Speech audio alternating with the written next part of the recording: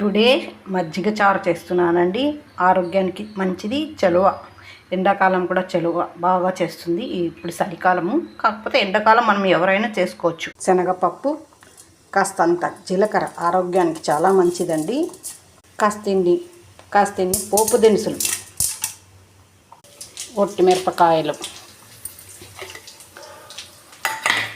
పెరుగు, పచ్చిమిరపకాయలు, వెల్లుల్లి ఇందులోకి వేసుకోవాలి.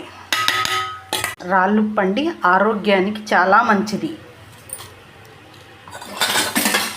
బాగా గరిటెతో తిప్పవాలి. అందులోకి పోపు దినుసులు మనం ఆయిల్ తర్వాత వేసుకొని టేస్ట్ బాగుంటుందండి.